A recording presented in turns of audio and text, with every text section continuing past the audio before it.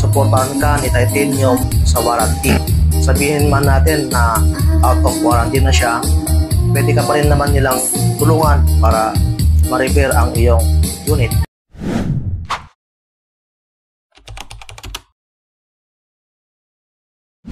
Heto ulit tayo mga boss. Tayo ay nagbabalik. It's me, Kuya Jerboy. At ngayon, unboxing ulit ang ating gagawin. Ano kaya ang laman nito? Huwag na tayong magpaligoy-ligoy pa.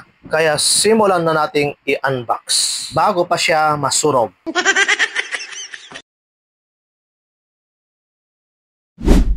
Ang Manila price po pala nito mga boss ay 11,500. Pag sa probinsya, expect mo na mas mataas dahil sa kanyang transportation cost. O di kaya depende na sa presyohan ng isang dealer.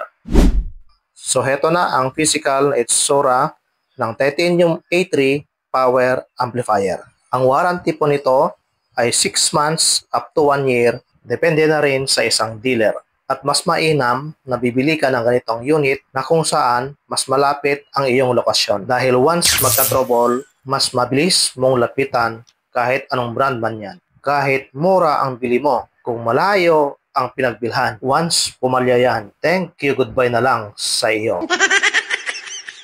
Mahirap, diba? Para ka lang ginamit ng GF mo. Okay ngayon, kinabukasan, wala na. Alam naman natin na ang ating kuryente ay taas-baba. Lalo na't kung ikaw ang may pinakadulong connection, patay ka. Mapapansin natin, merong mga switch na maliliit sa bandang kaliwa at meron naman siyang diagram sa bandang kanan ay ang kanyang stereo, parallel, bridge at sensitivity na diagram. Yan lang po ang ating sundan sa inyong magiging setup. Dahil meron tayong vacant time, ating buksan para makita natin kung ano ang kanyang laman sa loob. Tanggalin natin yung kanyang Allen wrench sa taas, maging yung kanyang mga screw sa gilid.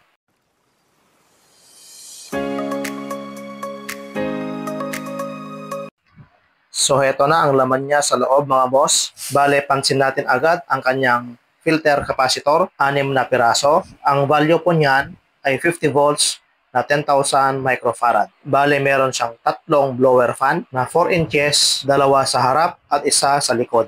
Bawat channel, meron siyang tatlong pares na output transistor, C5200 at A1943. Pwede mo ring dagdagan ng tig-isang pares na output transistor. Pati ang kanyang filter capacitor, meron din dalawang bakante.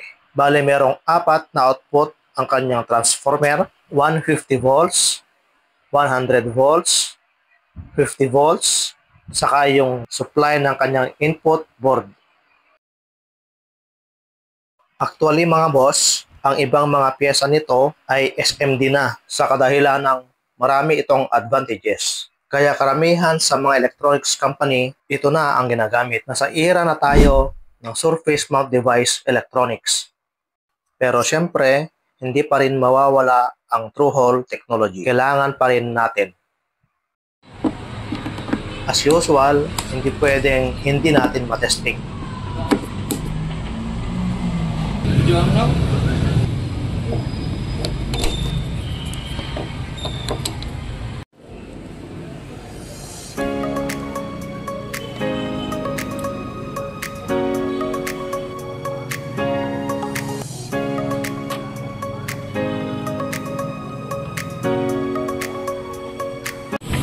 Dahil na-connect na natin yung mga connection, power na natin, display on.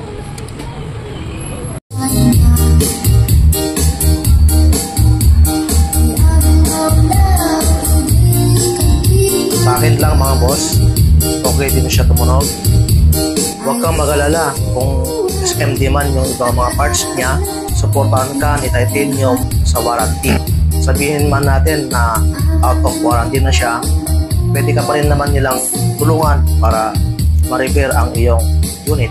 Siguraduhin lang na once nabibili ka ay yung malapit lang sa location mo para mabilis mo lang silang lapitan.